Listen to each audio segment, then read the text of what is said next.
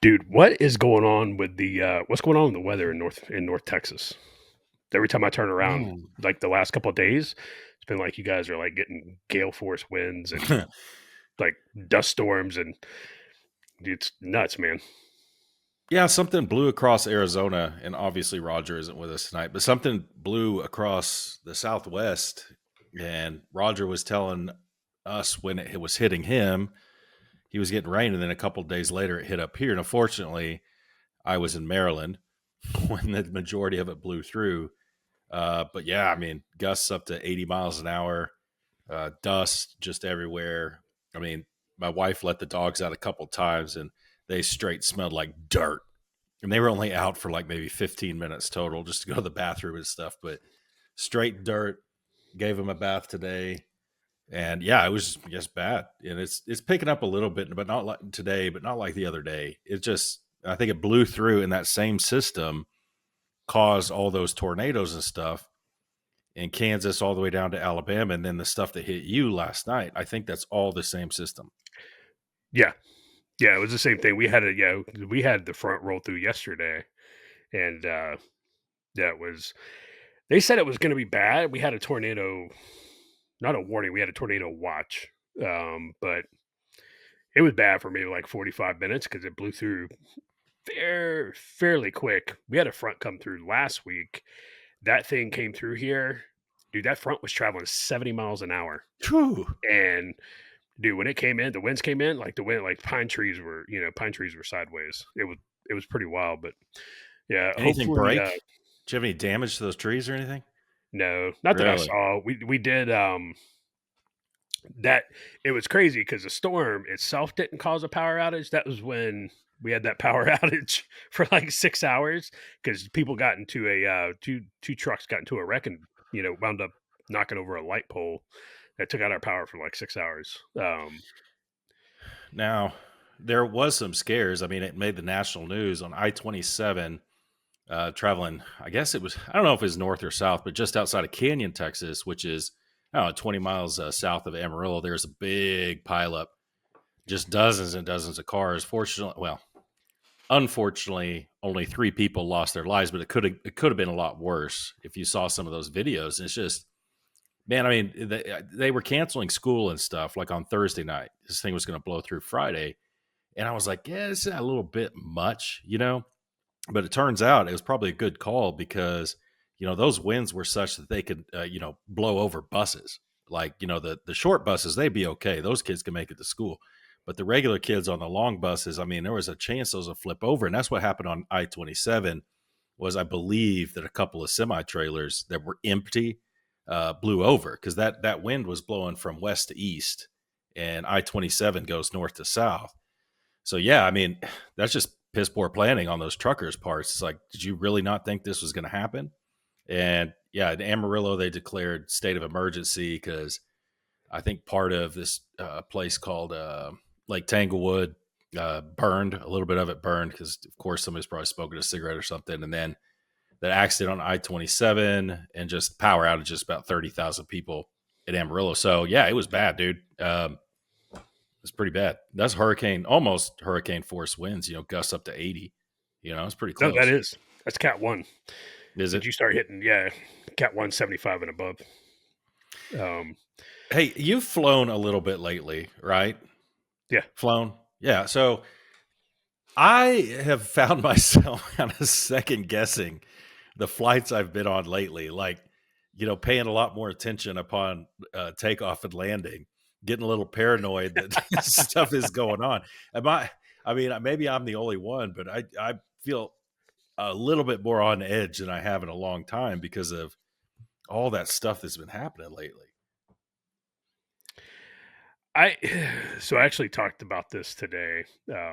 My mom, she was like, there's so much things, so many things going wrong with aircraft right now. I don't know what's going on." And I think part of it is the media is just highlighting it a lot more, right? I mean, before, you would not have really heard about a near miss. You would not have heard about a plane had to turn around and come back and make a landing due to an unruly passenger. It just it seems like it's being highlighted a lot more. And I mean, and you've flown a lot. I've flown a lot. And it's one of those things like I've been on planes before to where, somebody had a medical emergency and they had to, nose that thing down from 34,000 feet, pretty quick. And we've been on plenty of aircraft. Just oh, hey, we got a mechanical issue, we got to turn around, and stuff, or we got a mechanical issue, we got to go land somewhere. Um, Now, granted, the Black Hawk hitting the passenger jet in DC, and killing everybody. The plane that wound up upside down in what was that, Toronto? Yeah. Um, those are absolutely, yeah. Those, thankfully, those don't happen very often. But when you go back and look at it, that plane in Toronto, like, it was due to the pilot's hard landing. Like, the pilot put that thing down so hard that the landing gear collapsed. Um, wound up like, Maverick and Goose, inverted. Uh, so I think part of it there, there's been some pretty big ones lately. Uh, but I think a lot of that stuff, though, I think it's just getting amplified by the media because there's always that stuff is always going on. If people knew what happened every day in this country with, with flying and stuff and every little thing that goes wrong, it's a lot. But to your point, I have, kind of, paid a little bit more attention, um, when we're taking off and landing, because those are the two most dangerous times for an aircraft is takeoff and landing.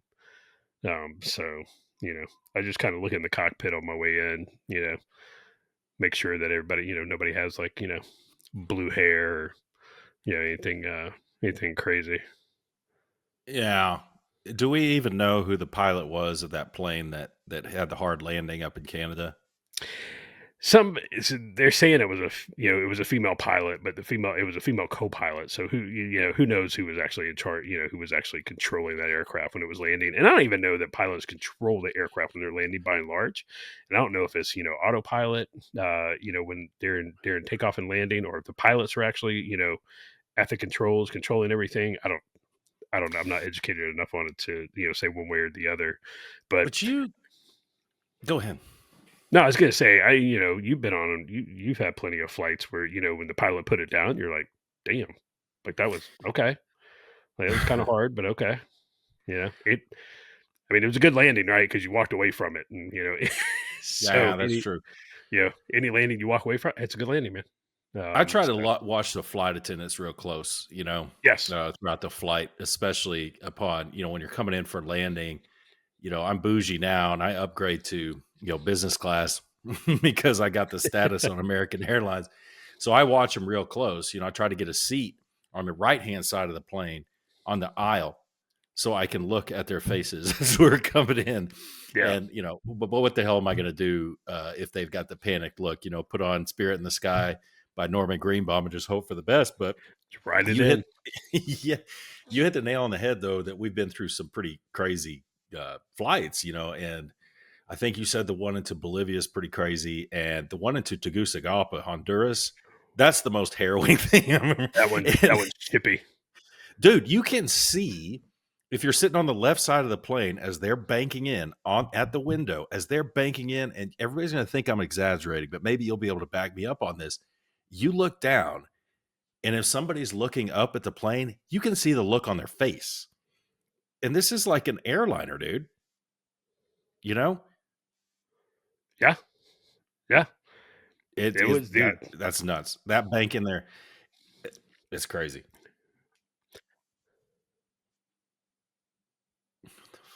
Yeah, no, flying at Tegus is no joke. If you're not prepared for it, there's there's absolutely a certain pucker factor that comes with with flying into Tegucigalpa, um, and yeah, that one's chippy. Bolivia is a little chippy. The bad thing with Bolivia is the Altiplano sits at like the airport sits at like I think 14,000 feet, um, Oof. and so the air is so thin, man, coming in, and they've got to come in with a whole lot of power, to because the air's so thin, there's no lift, no nothing. Like they come in with a whole lot of power and they got to set that baby down hard. Hmm. Um, you know, and so Is yeah, the runway longer because of it's gotta be, right?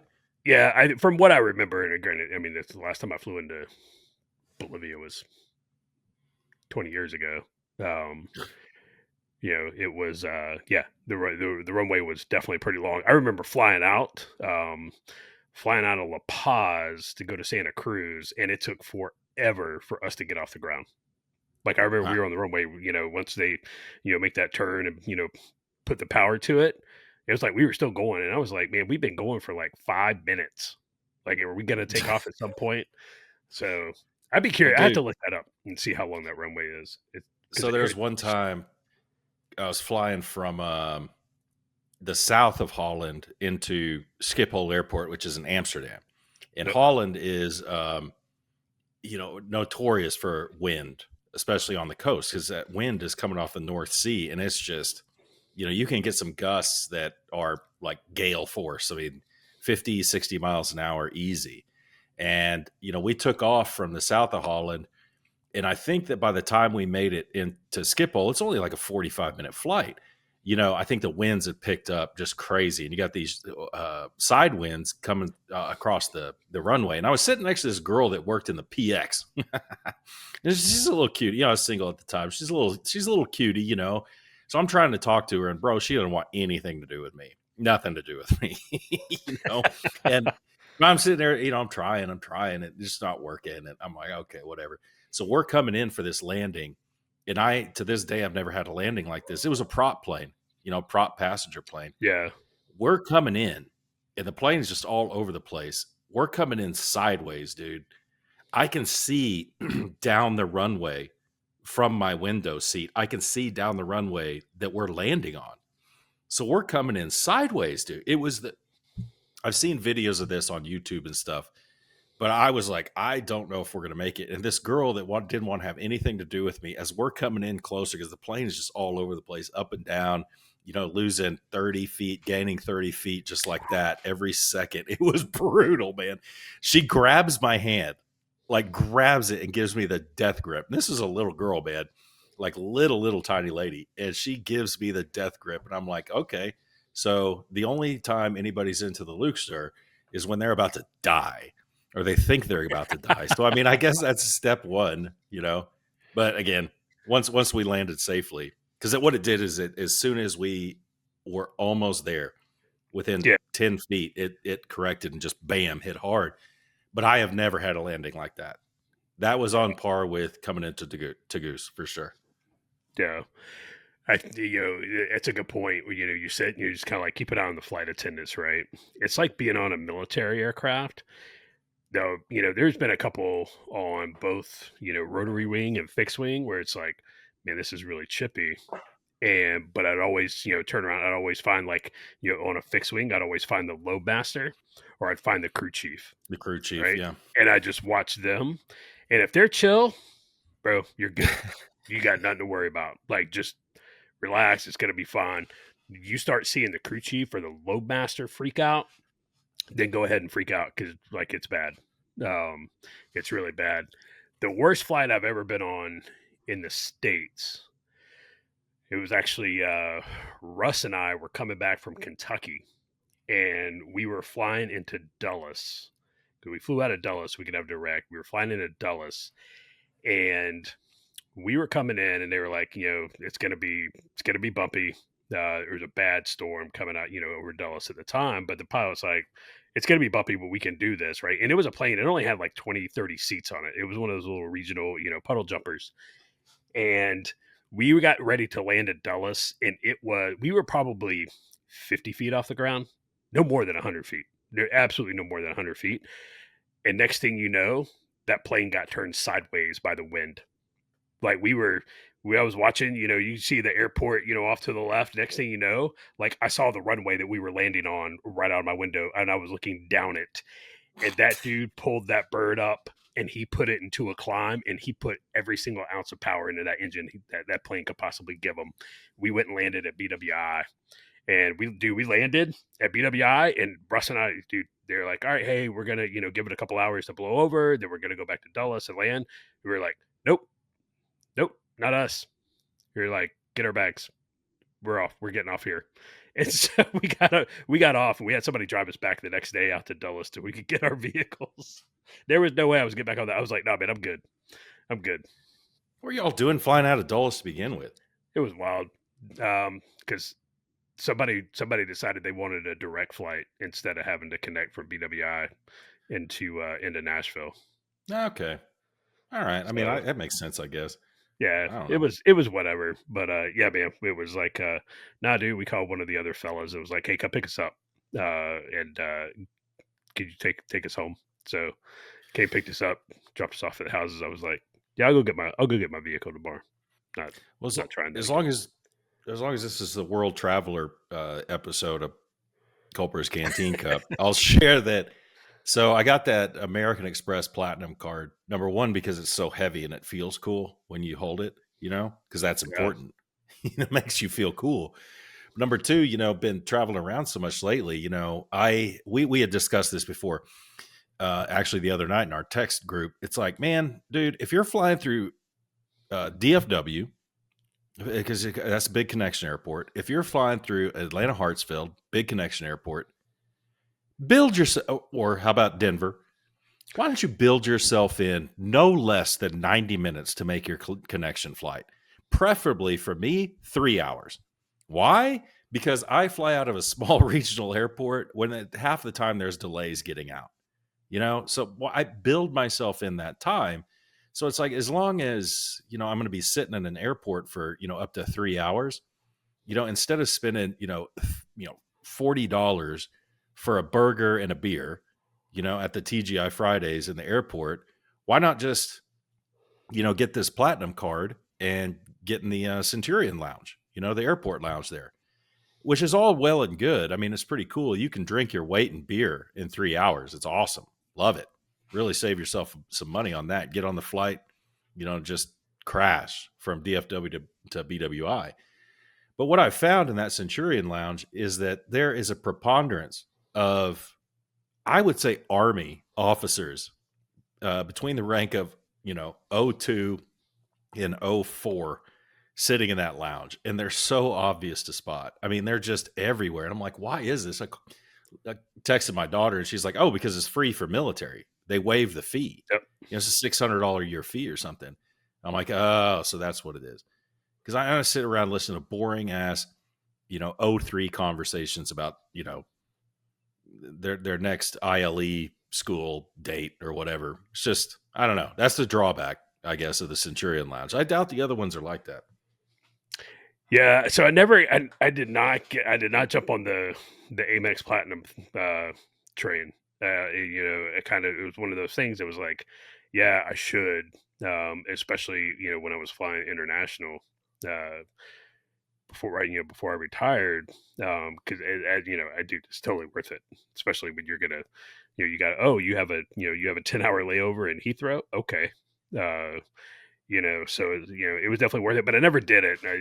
Some days I kind of wish I would have, but then I remember it's got a $600-700 year fee on it. But like you said, you travel enough, you're going to cover that in food alone, Well, in an airport. you also get points with that, right? So Yeah, all your purchases, you build up points, and the sure. points can be used to pay back the card or pay your yearly thing. But what I used my last batch of points for was a 250 gift card to TJ Maxx, because my wife loves TJ Maxx. So I bought her that. She was really not bought her. I exchanged my points for that, and then I also got a $250 gift card to Total Wine and More. So the next time I'm in San Antonio or Dallas, I'm going to use that gift card, get something special. Nice. So you bring that up. So I was talking to one of the fellows today. They have a limited time thing on the card to where you can take those points and you can transfer them over to Marriott. Oh, what? And yes.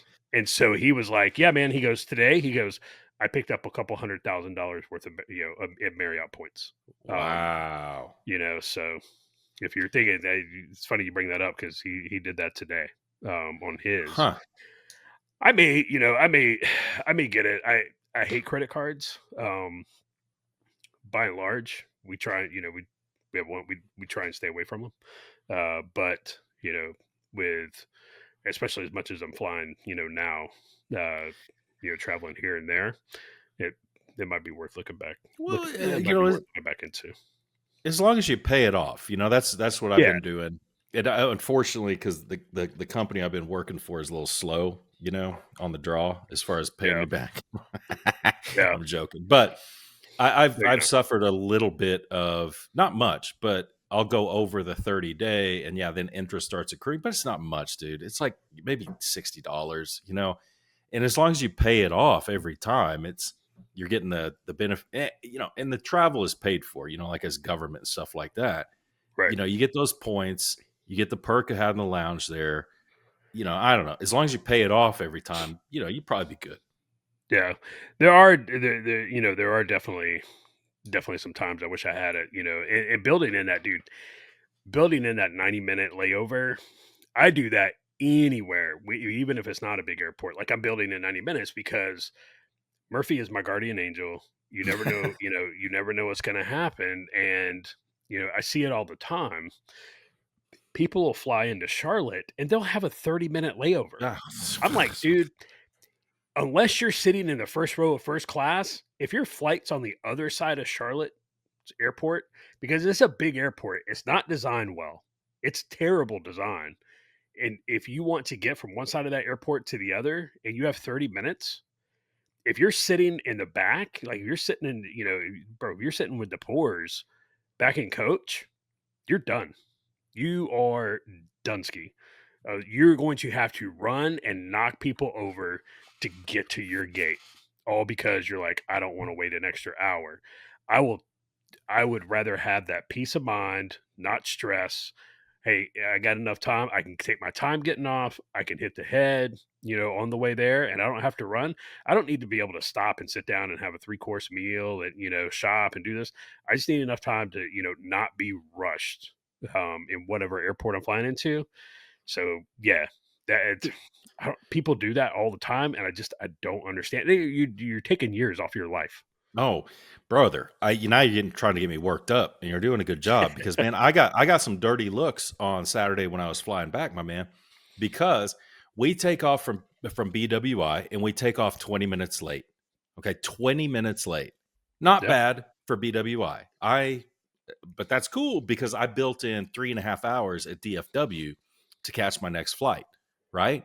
So we get on the plane is what so we take off and it's we're about 45 minutes out, and the pilot comes over and he says, hey, good news, we've made up about 17 minutes, so we're only going to be 3 minutes late. So yeah, good job, pilot, whatever. Okay, the flight attendant then comes on and says, okay, I know a lot of people have really tight connections because of the delay, so I'm going to read off the seat numbers, and and then I'd ask everybody to make way for them as they get off. And I'm thinking, Josh, I'm like, wait a minute. Wait a minute.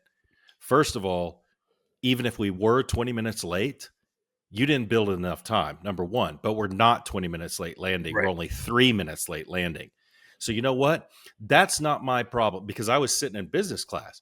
It's not my problem that you didn't plan properly and I got to sit in my seat. That's one of the reasons I pay extra sit in business class so I can get off the plane first and enjoy my time in the Centurion Lounge. So it's like, Yeah. no, I'm not going to make room for them.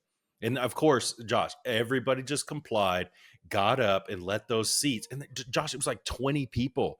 It was like 20 people on that flight.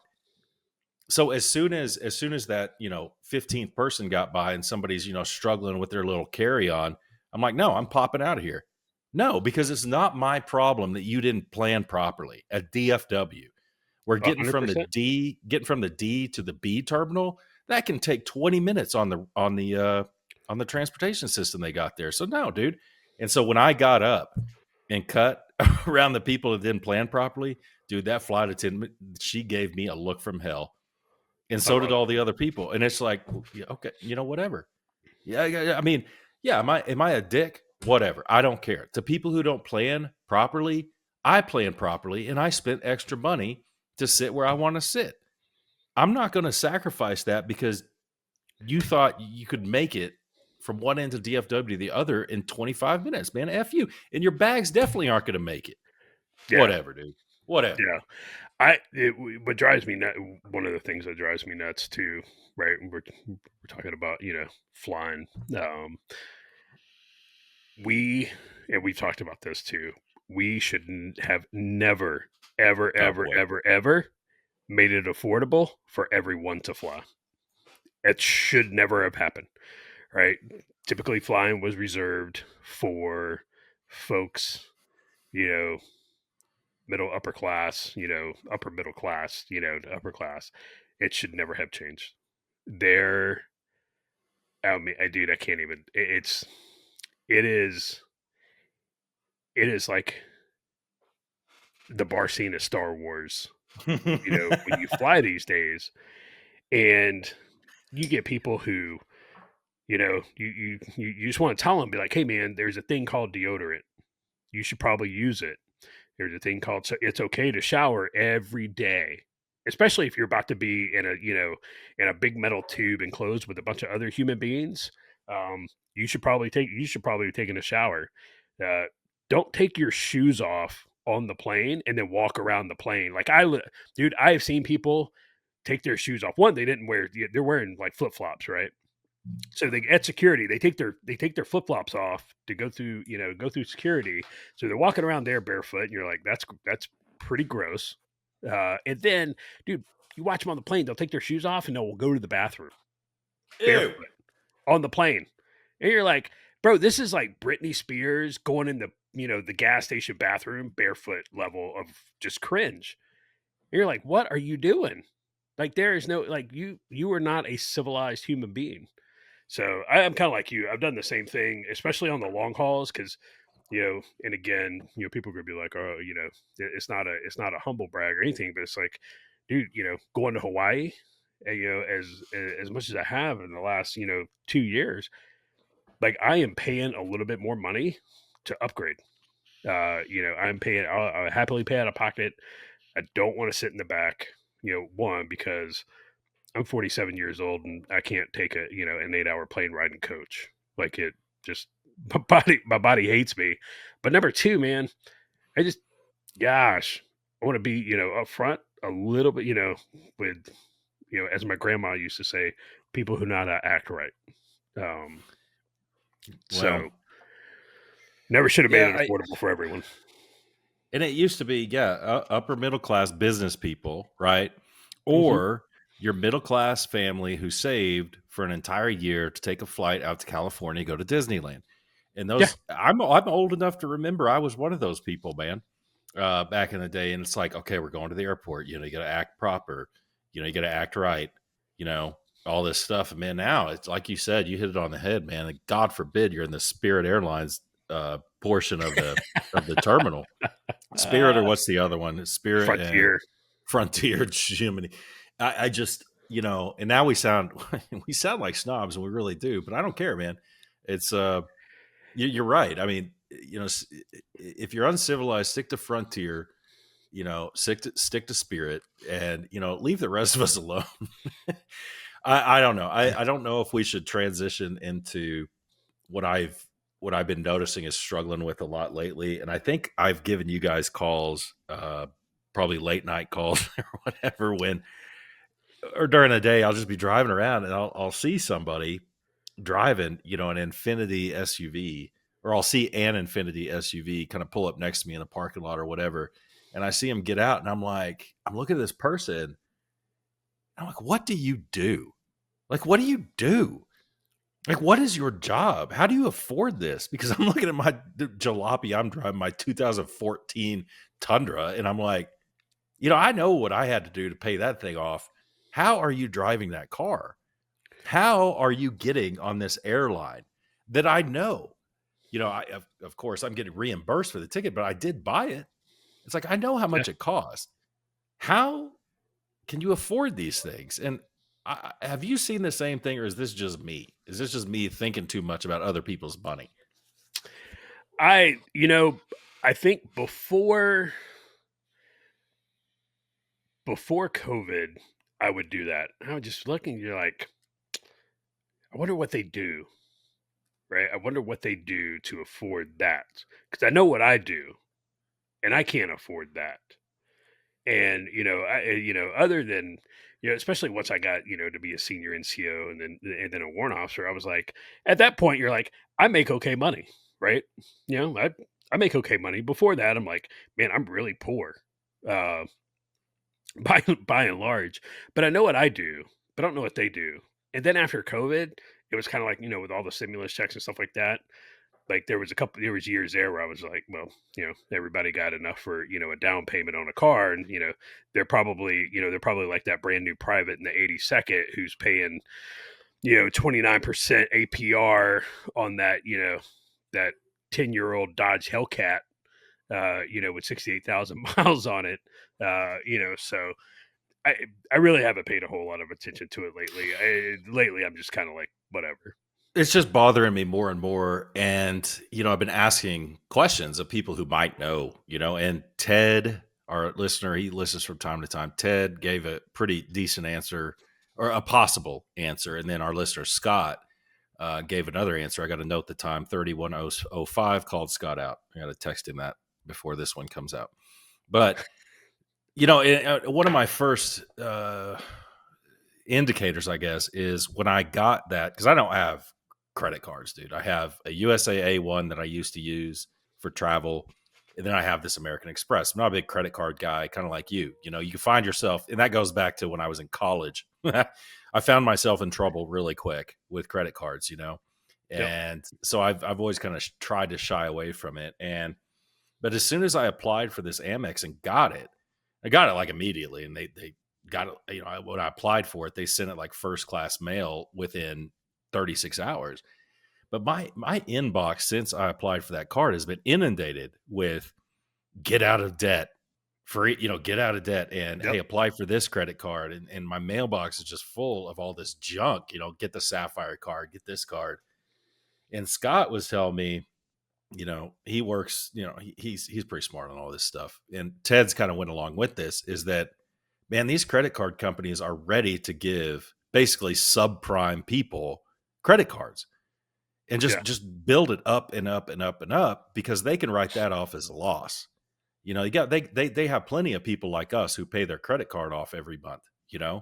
But there's a lot of people who don't, and then they're maxed out their credit, they can't pay it, and then debt consolidation, whatever, it's bought out and they write it off as a loss. And I noticed this, because I eat at Papa John's when I'm on the road, at least once or twice a week. And I'll go into Papa John's to pick up my pizza, and inevitably, 2 times out of 5, maybe even 3, I'll be waiting to pick up my pizza because I've already paid for it. And somebody in line in front of me is picking up their pizza and paying on the spot. And they go through 3 or 4 cards before one goes through where they can actually pay for their pizza. Yeah. So I think a lot of this is just debt, just a ton of debt that these companies are willing to suck up for whatever reason. A lot of it, of course, the stimmies, those are all over. But I think that the level of Social Security and, welfare spending is just out of control. And I think what bothers me about it, Josh, more than anything else, is look, man, hey, more power to you. If you can game the system like that and live a good life, cool. The problem I have is, man, one of my goals in life is to work really hard to where in retirement, and when I'm talking in retirement, I'm talking when I'm, 77 to 87, you know, being somewhat comfortable and my kids not having to worry about the money running out or anything like that. And I think to Yep. this point in my life, I'm 51, I've worked really hard. I'm not there yet, but I've worked really hard, and I'll continue to work hard to make sure that I'm comfortable, and my family's comfortable with, we're not going to run out of money. And what bothers me is that there's a lot of people out there having planned like that who are going to live the same way I live from, 80 to 88 as I'm living, and they didn't work for shit. And it's like, that bothers me, dude. Like, this is like a lifetime of work, for somebody who didn't do anything and drove their Lexus QX90 or whatever, that they get the same care I do. I just, or close to it. It just bothers me, man. Maybe it shouldn't, but it does. Yeah, no, I get it. So the total consumer debt, right? So as of fourth quarter of 2024, the total consumer debt in America stands at 18.036 trillion. Oh my God. Right? That's consumer debt. So like you're talking, I mean, that's, you know, divide that by what's the population? 350, Million, yeah. 350 million. Right. And that's, that you can average that out per American. Dude, that's It's, crazy. it's wild. I've definitely seen the whole like, people in front of me trying to pay for something, and it's like, oh, that I'm sorry, sir, that ma'am, that was declined, and they go through a couple cards before it's approved. Um, yeah, I'm the exact same way as you. When it comes to credit cards, because I was very irresponsible in my early youth with them. And it was a painful lesson, to learn. So after that, it was like I really, really don't like them. And I try, for a lot of things, just try and debit card, man. If I don't have the cash to pay for it, I don't. I try not to buy it. Obviously, I didn't pay cash for my Forerunner. I didn't pay cash for my house, and those are things that obviously loans are going to come out for. But by and large, try not to use them. I hear you, especially on the whole I work pretty hard. My wife and I, we're like you guys. We work really hard to get to where we're at, and trying to be smart with our money. I know unless I win the lottery, which I don't play because I kind of hate the lottery. And it's a poor people tax, man. It's the worst, man. Seen a lot of people's lives. Just it's like if you took the amount of money, it's like how much have you spent on the lottery in the last 5 years? Me? If you would have taken that, no, no, no, no, no. I was like these Oh, people oh. that I see playing the lottery, right? And that's why I call it a poor people's tax. Is like if you would have taken the money that you spent on playing the lottery in the last 5 years and put that into a Roth IRA or a high yield mutual market fund, you'd have more money than you spent. Number one, you might not have the 700 million that was in that Mega Millions, but you weren't going to win that anyway, right? Because the chances are, hey, look at the odds of winning that. So anyway, I'm not a fan of lotteries. They're a poor people tax, and so we worked really hard, and then to turn around and see somebody who didn't have the same standard of living, it's like, well, why did I? Why did I sacrifice those years, and why did I work really hard all those years to try and scratch it ahead? This is another reason why I am all for dismantling Social Security. Dismantle Social Security, get rid of it. All that money that I put in and paid into Social Security, all that money that you paid into Social Security, you and I would have been better off. We would be better off right now had the government allowed us to keep that money and allowed us to invest it ourselves. We Oh, would be yeah. better off because you and I will never see the amount of money that we paid into Social Security. We'll never get that back. We could live until we're both 90 years old. We'll never get that back. We There's can a claim s Social Security the day we're eligible. You'll never get it back. It was That 2002. pisses me off. It was 2002 when George Bush, tried, and at least he tried because no one's tried since to No, float that out there. And because he they was saw what talking about, happened. yeah, and he was talking about putting it in a market index fund, just Yeah, market index. That's all it is. When he put that through, the market was just below 10,000. What is it today? 41,000? 41, Mother of 42. God. Can you imagine? Can you imagine if all of that money would have gone in, just me would have gone into a market index fund in 2002, and then it was 23 years later, the market's at 41, 42,000. Bro, we would be doing just fine. Yeah, And, but you know who wouldn't be doing just fine? You know who wouldn't be? Is someone who doesn't put into Social Security. Now that The person peop is just that's a zero sum game, right? Yeah, But again, you the could people who do their taxes on a 1040 easy. but again, even if like and I know you're not for this, I'm not either. But even if they built something in there like, hey, you know, yeah, you're going to get 99% and this 1% off the market index fund is going to go for those who are less fortunate. They would still get a ton of money, Yeah, even 1% of that. And hey, let yep. me bounce this off you because you're going to call me a communist. So what are your thoughts on putting I think this is the only decent idea that Bernie Sanders has ever had. And I know we're both against taxes. I know that. But it's like, what if there was a tax on every trade that was a fraction of a cent, like 0.0005 cents on every trade on the stock market that was done by a U.S. Entity? Dude, that would be a lot of money. It would be like Superman 3, dude. It would be a lot of money. So if you're gonna okay, how about this? We do away with the income tax. We make that a tax instead. We're gonna do away with the income tax. We're gonna do a flat 10% tax. You can call it VAT, value added, whatever, plus this 0.0005 fraction of a cent tax on every single trade.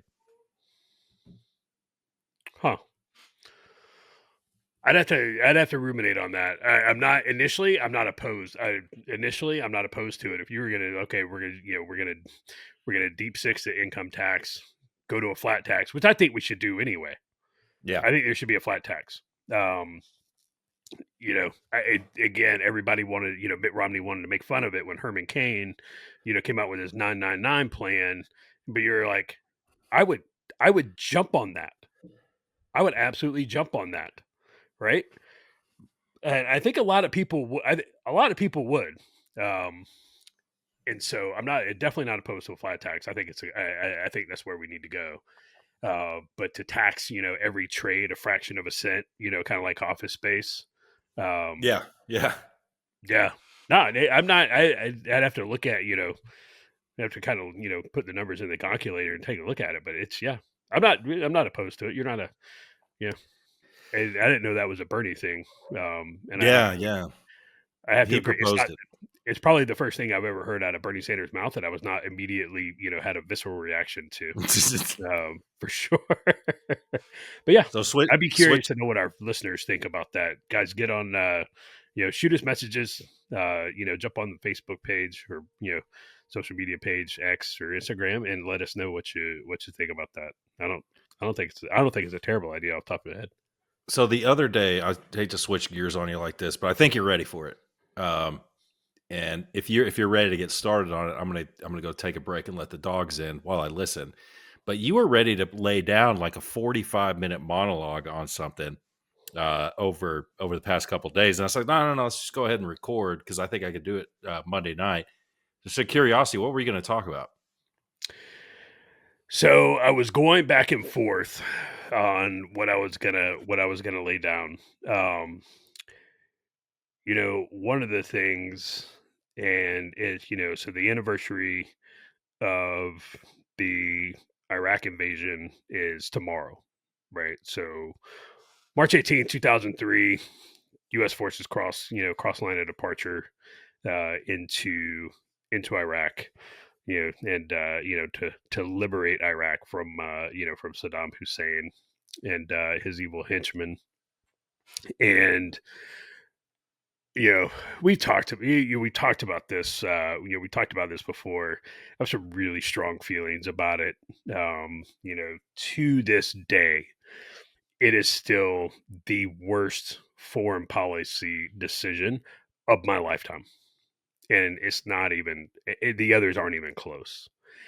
What we did in destabilizing the Middle East has been an abject abject failure on every single level. Nothing has been made better in the world by removing Saddam Hussein. Nothing. uh you know we we basically turned Iraq into a vassal state for Iran. We allowed the Iranians to, basically finish their Shia land bridge to Lebanon. Um, even more so now that we allowed Assad to be ousted in Syria, right? Um, but I was gonna kind of go down the road with that, and I had some details on it, kind of laid out, and kind of what we've experienced since then with Shia militia groups, with the rise of ISIS, and then the removal of Assad, because really all of that, the Iraqi invasion, I to this day, had we not invaded Iraq, I don't believe there would have been an Arab Spring, right? So you still have Muammar Gaddafi in Libya. Libya wouldn't be a failed state and a festering breeding ground for violent extremist organizations. The same thing with Egypt. We would not have any problems out of Egypt because Mubarak would still be in power. If he would have been healthy enough to survive, he had some health issues, but Mubarak probably would have still been there, and Mubarak would have been like, absolutely not. You guys need to go into Gaza. You guys need to go take care of the Palestinians. Go take care of them fools. Moab's everywhere, right? Egypt has your back because Egypt doesn't want anything to do with the Palestinians at all. Mubarak, especially, he was like, "Hey, let them crazy ass people into Egypt." Um, it's just, I could go on. I could have done a solid 45 minutes on the invasion of Iraq and why it to this day the worst foreign policy decision of our lifetime. And again, the others aren't even close. Um, Yeah. Well, I mean, the ripple effects from that. I mean, again, as I've said, this is one of those things. I can 100% agree with you. That worst foreign policy decision. I can't think of any that were, yeah, again, even close. Like you could call the pullout in Afghanistan. That's approaching it, but not again, not even close. not It's on the it's not level. even getting close. Yeah, Arab Spring, I agree, would not have happened. Absolutely would not have happened. Is blowback that we just could not control. We couldn't control. We didn't know what we were getting into. Boy, that was a mistake. And hindsight being 2020 and everything. And hey, full transparency to the audience and everything. I was 100% for it when it happened. I was too. But I was but fully on board. yeah, and yeah, Libya is a mess, remains a mess. You Yep. look at Benghazi. Benghazi wouldn't have happened without the invasion of Iraq, and you can trace it back and see where the inception of that is. I mean, we could go into it, but it was pretty complicated. You look at what's going on in Syria right now. Syria, in effect, is about four different countries. J Mhm. three or four. It's like, oh, Syria. Oh, this new former Al Qaeda dude that used to be wanted for $25 million. Now he's our friend, and Germany is pledging like 300. I don't know, it's billion or $1 million to help rebuild the country. Guess what? They're not rebuilding all of Syria. They are rebuilding the portions that his regime controls. There's like three or four different countries. It is a mess. And you look at Jordan. Jordan's a good example. They're like Egypt, right? Except they're in worse, well, not worse, but they're in pretty dire straits because you get the Hashemite dynasty, King Abdullah, Hashemite dynasty, married a Palestinian, quote, Palestinian woman. She's hot, by the way. She's a one, the Queen of Jordan. But like he married her because he's got to keep Jordan he's got to keep that solid. Why? Because it's Yes. like 75% of the population of Jordan is Palestinian. They don't Yeah. want any Palestinians from Gaza or any damn where else coming into Jordan to start, upsetting the waters there. It's like Jordan. I saw Syria fall, and I was like, "Oh shit! I hope Jordan's not next." Because what people don't realize That would be is that bad. Jordan, yeah, it would be very bad because Jordan is one of our, you got Israel as our number one ally in the Middle East, right? And I don't think there's any argument that Jordan is number two. You can say 100%. Saudi Arabia, anybody can say, but dude, we Jordan kind of sees eye to eye. It's too bad it's not Lebanon, but Jordan kind of sees eye to eye with us. There, I think that King Abdullah is a realist. He deals in realpolitik. Saudi Arabia is pretty hard to control because I'm telling you, if the Iranians ever do if they ever do a nuclear test, Saudi Arabia will do one 6 months later, and y'all put that in the bank. 100%. If Iran ever tests a nuclear weapon, Saudi Arabia will do it. Luke said it. Josh is agreeing right now. They will do a test within 6 months. That's just the 100%. way it's going to be. By the way, I don't want to totally derail this, but there's a lot of chatter on X about carrier groups moving in to near Yemen, Yeah. and uh, some of the Iranian IADs, their version of integrated air defense systems, are going up because there could be. This is St. Patrick's Day, by the way, y'all. Happy St. Patrick's Day. Everybody's Irish. Josh is wearing his green shirt. I'm wearing a green undershirt. So it could be, It's man. it's the only day cultural appropriation is cool. Yep. Tonight could be the night, dude. I don't know, man. They could hit the couple of Well, nuclear yeah, facilities. I not don't to know. We'll see. yeah, not to yeah, and so it kind of derailed it a little bit, but I 100% agree. Jordan is our number two, um, and it's not even, and Saudi's not even remotely close. Yeah, Iran tests a nuclear weapon. Well, Iran tests a nuclear weapon. Saudi may do it 6 months later, but they're probably not going to need to because when Iran tests a nuclear weapon, the IDF and the IAF, that's going to be a wrap because they're going in and they're going to, they're going to dismantle whatever, whatever framework Iran has to be able to do that. Um, so, yeah, with the Yemen thing, and for people who might not be, might not have been paying attention or seeing the news, so we've had problems with the Houthis, the Iranian-backed Houthis in Yemen for a while, and everybody's kind of heard about what's going on, what's been going on with shipping lanes in the, in the Red Sea. Well, the Houthis came out and they sent their drones out and attacked some more ships, and so the U.S. Air Force and the Navy, we've been putting cruise missiles and we doing airstrikes in Yemen for the last probably 48 hours or so, and it was a message like stop messing with the shipping. Well, the Houthis came out today earlier this morning and East Coast time and said that any American ship in the Red Sea will be attacked, not only with drones, with missiles, with anything they have. And so, you know, they don't know who's in office. Did they miss the election in November? Did they miss January 20th? Who got inaugurated? As president of the United States? It's like, really, you're going to throw that gauntlet down? And so, yeah, so okay, well, we're going to put a carrier strike group in the Red Sea, and then we'll see. We'll see what you do. Yeah, Iranian general came out today and said that there will be a sea of blood. If the United States attacks Yemen and the Houthis. And again, it goes back to it's like, hey man, you want to replace Soleimani? Because by the way, that same dude back in office. So you can come out and start running your trap if you want to, until you wind up and get turned into a bowl of hummus. Um, so yeah, you have the potential for it to get pretty chippy, in the Red Sea with the Houthis. But I don't, you probably with Saddam in power, you probably don't have the Houthi problem by and large, right?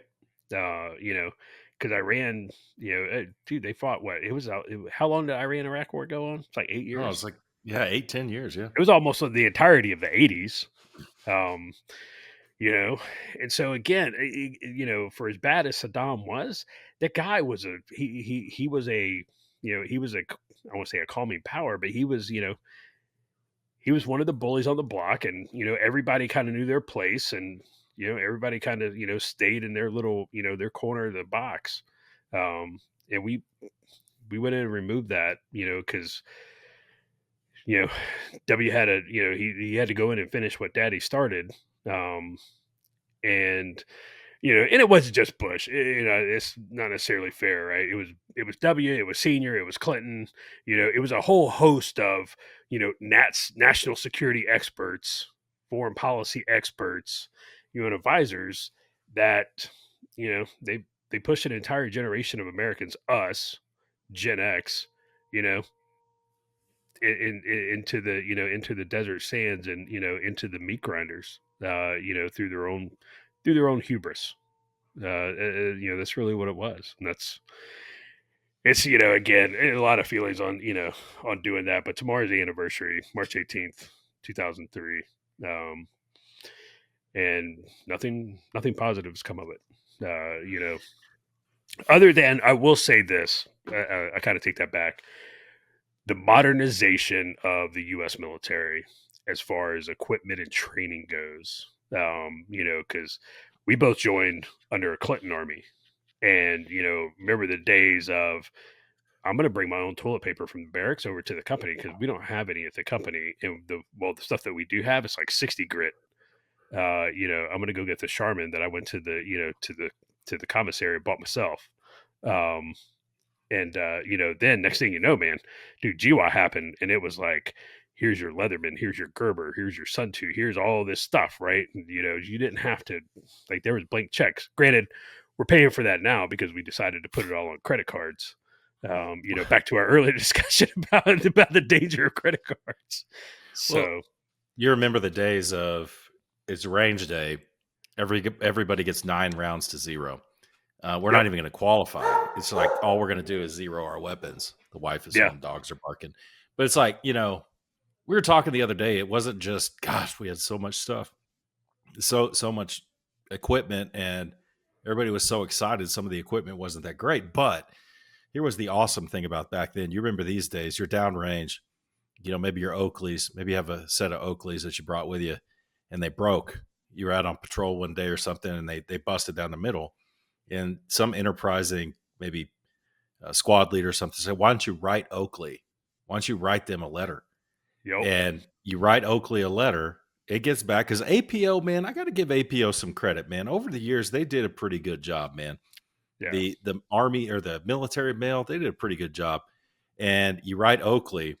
This was like, I'm talking like 2003 to about 2007, 7, maybe. yeah, Dude, they would send you a box of the new experimental Oakleys that aren't even on the market yet. They'd send you, 6 pairs with, hey, thank God for the troops, give these out to your buddies and stuff like that. And dude, there was even a website. You remember the website that was up where yeah, yeah, you could write into this website, goes out to complete strangers. Hey, this is what we need.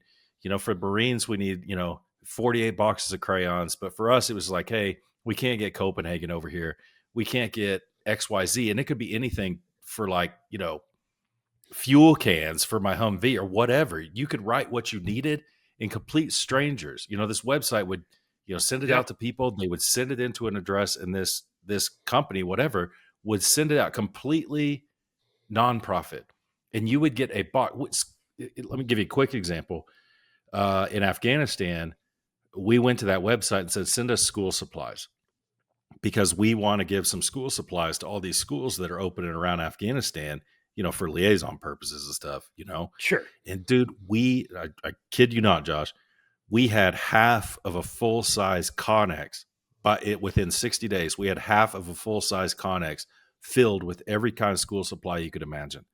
It was amazing. You know why they shut it down? OPSEC. The DoD ridiculous. shut that website down and said OPSEC. No, those are the That good would have old days. been That would have been amazing, that would have been amazing, if you could have just given that to civil affairs, Could you imagine the psyops and the information operations campaign you could have run off of that, handing out that tons and tons of school supplies? Like it would have been, great. We're going to spend millions of dollars to fly commandos solo around in the air, transmitting radio messages and dropping leaflets, but we can't, I can't have anybody, mail me a box of Elmer's glue because, that's gonna now they're gonna know we're in Afghanistan, Luke. Can't do that. you know, it's Ayn It's Rand, dude. Ayn Rand. Give it to the private sector. Give it to the private yeah, sector and let the American people take care of it. Because if yeah. we would have said, you know what, we really need 223 ammunition. Can you imagine? Oh, dude, it's but that was the time. Yeah, it really tapered off in 2007. It really did. 2007, 2008, man. I remember coming home on leave on my first big army deployment, from Iraq. So, flew from Iraq all the way back to Alaska, right? And once Fuck. once I hit Hartsfield, because I think again, man, it feels like it was yesterday and a million years ago. All of this, all at once, right? So I flew back in. I think we flew into Atlanta, Hartsfield, and then we it was whatever the charter was, World Air or whatever, and so I get to Atlanta, and we get all our stuff, and it's like, all right, man, I go check them up, check my bags back in, because I got to get to I got to get to Alaska. And it's going to take me another day to get there, and so, dude, I vividly recall, like, I could not purchase a meal and I could not buy a beer in that airport. And wherever I connected at, I can't remember where it was. It was somewhere in the Midwest or out west somewhere, and I had another, however many hours. Could not buy a meal, could not buy a beer because Joe Sixpack made sure that my meal was paid for, my beer was paid for. You just couldn't do it, and that was when everybody had a little yellow ribbon magnet on their car, support the troops. And, and then after a couple of years, that magnet started to fade, started to crack a little bit. You didn't get the handshakes or the pats on the back or the meals bought for you, when you're coming back through the airports. And, just kind of trickled off, trickled off, trickled off. And it was, it got to the point where we talked about this before. It got to the point where, we started saying, it came in. People like, well, America's at war. It's a wartime country. It's like, no, it's not. The military is at war. America's at the mall. Right. And, and I remember when it was one of my Afghan rotations, I came back and was talking to a buddy that I went to high school with. I hadn't talked to him in years. And we came across each other on social media. It was like, hey, what's up, man? How you been? Blah, blah, blah. And it was like, yeah, dude, just got back from Afghanistan. And he flat out, he had never been in the military, associated with the military, anything like that. He flat out, he goes, we still have people there. And this was 2009. No, I was just like, oh, oh boy. Okay. Yeah. Well, Okay. that's why Hey, that's, Kamala thought. Yeah, that's why Kamala thought that she could get away with saying what she said. You remember during the campaign, she came out and said oh, there are yeah. no Nobody's U.S. deployed. troops in combat environments, and it's like, Yeah. and then it showed those cats in Syria. It's Syria. Well, Yeah. where It's the like, hell are we?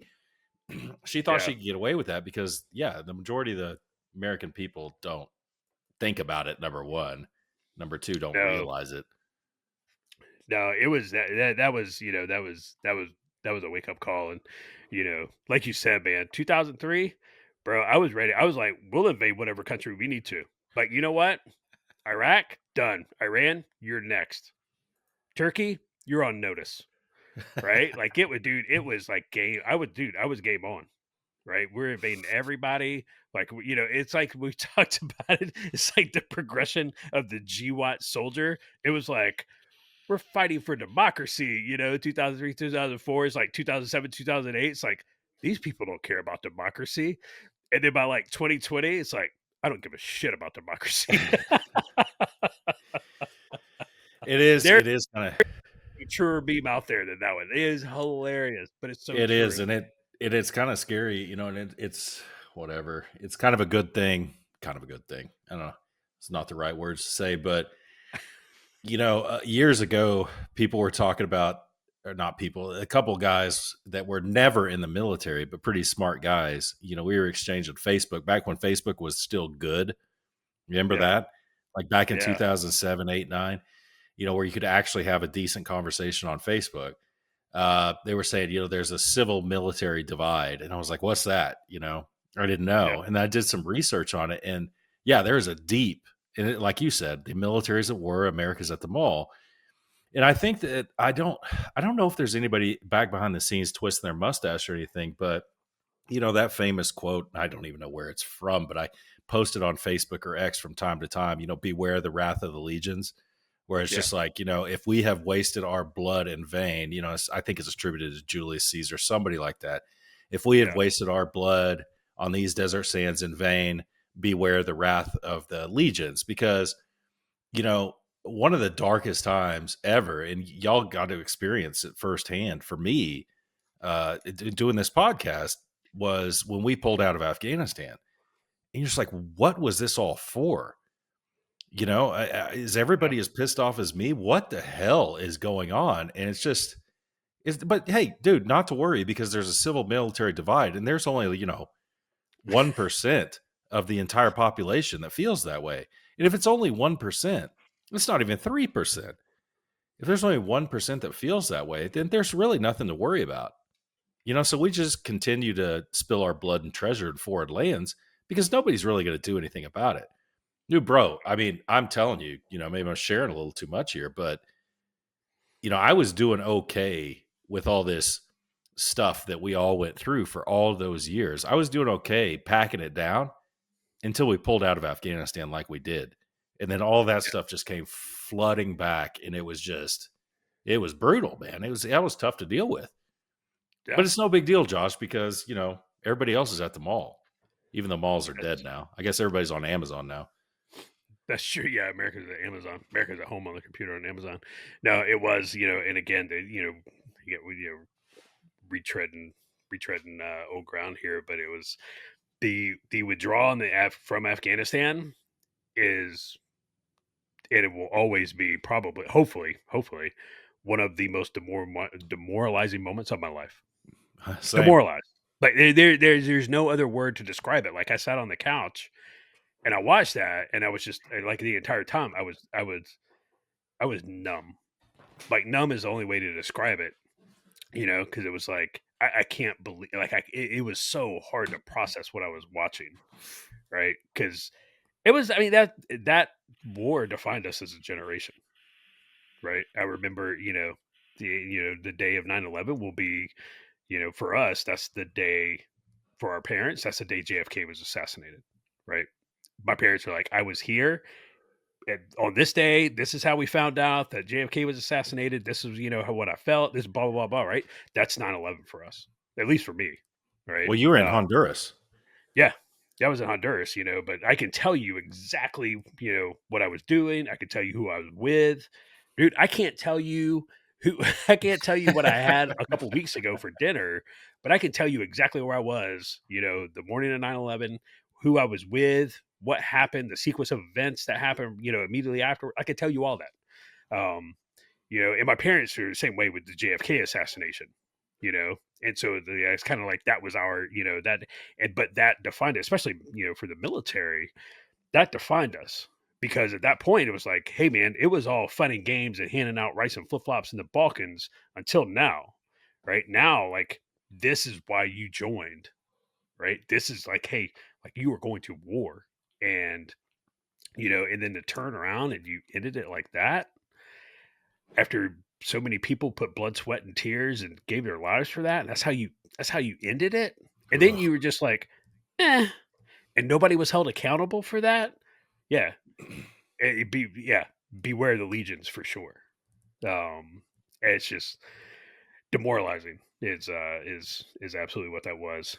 Man, we really went down a rabbit hole here from bad plane rides to you Well, know it's all part of the thing. I mean, and I've said this on the podcast before. It's like horrible, with Afghanistan. Yeah, mistakes were made after I would say 2005. Mistakes were made. It's like, whatever. But we had to go into Afghanistan. We had to do that. Iraq, that was a mistake. We all agree. But at the same time, those are the best years of my life, man. Best years of my life. And it yeah, sucks what really sucks is it was like, well, what was all for? You know? I remember the yeah, day after, dude, the day after that Afghanistan pullout, one of these, vet bro t-shirt companies, made a shirt like within 24 hours. And it's a black shirt. It has the Afghanistan, outline on it. And it just says all for what question mark. And it's like, yeah, I ordered it. They got me, man. They made their $20 off me. But it's like, yeah, that's it. That pretty much sums it all up. My wife gets upset every time I wear it. It's like, well, yeah. I mean, what argue with it? Prove me yeah, wrong. What was yeah, it all for? All for what? What yeah. do we do this for? It was awesome. Great times. We, well, man, this is really down a rabbit hole, but great times. What was it all for? I got it. But at the same time, we all lost people. We all lost people in that conflict. But one of the guys, the guy I lost is my cousin, Darren Andrews, and the way he died a freaking hero, dude. He died a hero in combat. That guy is in Valhalla. If that's how you want to look at it. It's like all for what? Okay, great. But that guy got to go out like every man wants to go out. Every guy wants to go out saving the people he was in charge of, taking an RPG round instead of them, drawing fire and all that stuff. Yeah, it's a tragedy and everything, but that dude died a hero. You can never take that away from him, no matter what. And that's a silver lining, I guess. Kind of sucks. I wish he was still here, but man, dude, if you got to go out, that's the way you want to go. Yeah, no, 100%. I agreed. Afghanistan, we had to go in Afghanistan. There was no choice after 9/11. It was like that's it. Yeah, you had to go into Afghanistan. Everything after Tora Bora, Operation Anaconda was an absolute mistake. Getting the big green army machine involved, complete mistake. If there was ever a fight that was designed for soft, it was that fight. 100%. And we let the big green army, dictate, and that was the same thing with Vietnam, right? You let the big green army, come in and run it, and it was like that's the worst idea ever because again, that's another soft mission. Um, and yeah, it was I definitely can't argue. It was definitely some great years. We all got to do some really cool stuff, and it was the one time I won't say the one time, but like there was a lot of times in there where like you felt alive, like alive. Like there was times where it's like I could feel every hair on my body. Like I could feel it, right? Because your adrenaline's just coursing, like it is, and you feel alive. And and then for them to basically say, by their actions of pulling out, basically say, "Hey, remember that time that you felt really good, you felt alive, and you felt like I am a being on this earth, right? And I'm alive, and I'm doing something valuable." Yeah, that didn't mean anything. That didn't mean anything. You get told that it's tough, man. It's that's a tough ass pill to swallow. Um, So so what is I mean, you've been to Tom Satterley's retreat, and we've had Tom and Jen on the podcast before. Is anything like that ever discussed or anything at that, when you were there at least? um, when I was there, it really it wasn't uh so much because the focus wasn't necessarily on that. The focus was on, okay, everybody's feeling something different about whatever. Here's kind of how you fix here's how you start to fix it. The great thing about their their retreats and their workshops and stuff is it like they flat out tell you, they're like, look, you're not going to come here for a weekend and leave and be like healed and everything's hunky dory. Like, we're going to come here, we're going to unpack some stuff and help you unpack some stuff so you can really boil down, this is what you need to go fix, right? And then we're going to give you some tools to help fix it. But you're not going to come out here and hang out for 3-4 days and all of a sudden you're all good to go, right? With your spouse, excuse me. So there was a little bit of talk, right? So this was pre-Afghan withdrawal. It may have been absolutely different after the Afghan withdrawal, but there was definitely some Iraq, stuff in there, like because at the time we had left Iraq and then we went back, to deal with ISIS. A lot, it wasn't the heydays of Iraq when you had large, however many troops we had on the ground, and from '03 to '09, 2000, well, about 2010, because we, kind of finally pulled out in 11. Uh, so, there was some of that talk, but Afghanistan hadn't happened. I imagine there was a lot of that after Afghanistan, because I saw Tom, Tom talked about it a little bit, posting on social media and everything. Um, and Tom has a really unique perspective on it, because I mean, he's a Black Hawk Down guy, and he got to see that, up close and personal. Going to Task Force Ranger, going into Somalia, because we got to go help these poor people. because they're getting their rice and UNAID stolen from them by ID, and next thing you know, they get thrown into the buzz saw, and then we just we just left, but we didn't do anything. We just left. We didn't stay in any capacity, and so it's kind of like he had a pretty unique perspective on it, because he's been down that road before. Uh, so yeah, and that's one of, not the only, but that's one of the reasons why I am 100% against getting military involved in Ukraine. And I'm not against war, but because there's times it's necessary. Afghanistan was necessary. You could not overlook that. You had to retaliate. You had to respond to that. So I'm not against war, because there's absolutely times when we should pull out the big hammers and go to town. But man, dude, we're talking about, oh, we're going to go invade this country, or we're going to go to, it's like, okay, well, it's probably going to be a terrible idea, because the U.S. outside of Desert Storm, we have not won a war really since what, World War II. Before that, by and large, um, it's people are like, we need to go to war in Ukraine. That's this is the whole thing. We need to go to war in Ukraine, because we need victory. It's like, define that. What does that look like? And they're like, well, we beat Russia. Okay, define beat Russia. How do you beat them? What does that look like? And nobody can tell you. I've not had one person with a Ukrainian flag in their bio be able to answer that for me. And again, it's like, you just can't send people into the meat grinder for 20 years. Like, you can't do it. We just did that for 2 wars. And where did that get it? It got us nowhere. It took us 20 years to replace the Taliban with the Taliban. Something Like, really funny occurred to me when you when you said that. The line from Platoon, Sergeant Barnes. Remember, one of my favorite characters, one of the best characters. He hands was down. absolutely an antagonist, not a good guy, but a No. really great character, played by Tom Berenger on Platoon. And they're talking about Barnes, and they're like, what are we going to do with Barnes? He's loose cannon, and the guy goes, the only thing that can kill Barnes is Barnes, Barnes. right? Yep. Yeah. That's the same thing with Russia. You look at like modern history, like going back to the 1800s, the only thing that can beat Russia is Russia. Dude, Yeah. going back to the czars overthrown by, the communists, it's like, dude, nobody's going to beat Russia. When has that ever happened? No. Oh my God.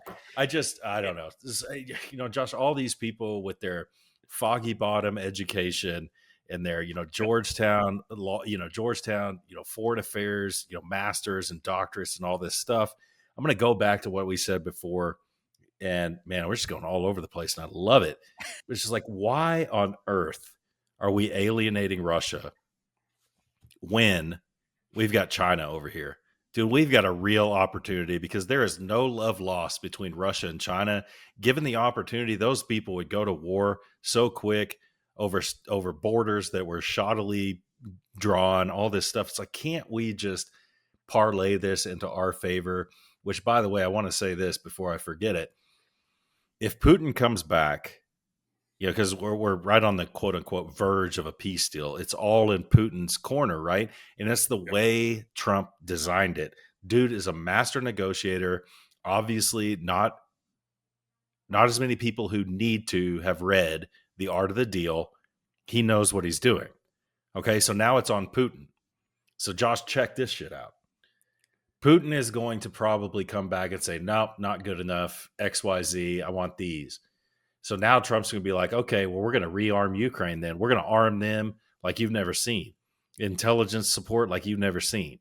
Now, all these MAGA people, right? All these MAGA people are going to come out and say, like, yeah, F Russia. Yeah, Slava Ukrainu. It's going to happen. You watch it. You Oh yeah. watch it happen. All these people who have been like, oh man, Ukraine, we got to do this. We got, Ukraine, I don't trust them. The minute Putin comes back and says no, and Trump says, well, then F Putin, everybody, all the MAGAs are going to be like, yeah, F Putin, Slava Ukraine. But what's going to happen then is all the Democrats, all the liberals are going to be like, Well, now maybe Putin has a point. You watch. This is going to happen. The script is going to be flipped. Yeah, It's going to be flipped. It's going to happen, dude. What do you think? You think that's going to happen? yeah, I can see. I can absolutely see that happening. Uh, you know, the orange man bad, and whatever he says, is going to, is they're automatically going to oppose it. Um, somebody was somebody was talking about it, and I haven't been on X. I haven't been on X as much over the last couple of days because it's been busy and and stuff. And quite honestly, I was like, I'm taking a break from it because I again, I see a bunch of people these days, and Roger brought it up in our text group, this morning. I see a bunch of people these days, and it's like you look at them, it's like you got a little bit of tism, you got some of the tism, right? And Touch of social it. media, A touch of the a touch of tism. the tism, right? And so it's like my who was it? I can't remember. It was Mike Tyson or somebody. It's like social media has ruined this country in more ways than one. But one of the ways that it's ruined is it has made people less afraid to get punched in the mouth, for being dumb and saying dumb things. And somebody mentioned on X, they were like, "We would never partner with Russia," and so I responded by posting the picture from the Yalta conference of Churchill, FDR, and Stalin. And and this person tried to argue with me, and it's like, well, that was the Soviet Union. That wasn't Russia. And I was like, I I don't even know what to do with that. Like I can't even have a conversation with this person. They're like, that was the Soviet Union. That wasn't Russia. And it was like, "Dude, okay. And it's like, dude, whatever. I can't. I don't even know where. I don't even know where to go with that. Do you Right? realize, bro, guy that has so much, historical and foreign policy reference, you realize that the reason we nuked hundreds of thousands of Japanese was not because of Japan, it was because of Stalin. You realize that, right, Yeah. guy? It God, was to these keep people. You Stalin can't from talk taking to them. Manchuria. You can't talk to them. No, it was to keep Stalin from taking Manchuria and to keep Stalin from trying to take Japan. It was like, bro, no, but people they don't understand that. They don't realize that. But like you said, it's those foggy bottom degrees, right? And it's like, I'm a NatSec expert. And it's like, are you? Are you really though? Because I'm reading your article. I'm reading your article right here that says the Taliban will never retake Afghanistan because of our efforts.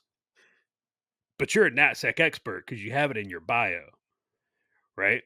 And now I don't have a master's degree in foreign policy from Georgetown like you do, but guess what I do have? I have some common sense. And I understand why things are the way they are, right? I understand why I'm not going to send my, a person of Japanese descent into South Korea to try and, hand out lollipops and kiss babies and shake hands.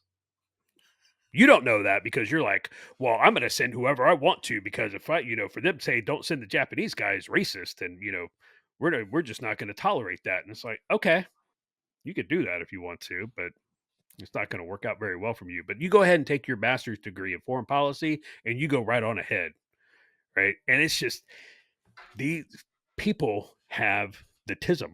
Some people have a lot of the tism. Some people just have a little smidge of it. But I absolutely think that we would have been much better off had we. And again, dude, I don't like Putin. Dude, I'll be happy the day I read that dude's obituary.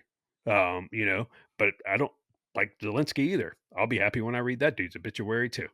I can hate both, but at the end of the day, I'm also pragmatic, right? And if we want to address the threat from China, which is the greatest existential threat to the United States, China is. I posted this on LinkedIn. Side note, I posted this on LinkedIn. I was like, China continues to be our greatest threat, and it's not even close. And I got some hate. I got a little bit of hate. Who? What kind of hate? Well, people posted, people was like, you don't think Putin's a threat? I was like, outside of Russia's nuclear arsenal, they are not an existential threat to the United States. Two things can be true at It's one like, time. what's that? 2 things can be true at one time. I mean, Yeah, what the exactly. hell? And it was like, oh, so somebody else like saw it on there. They texted me, you're like, you you don't think Mitt Romney was correct? And I was like, what?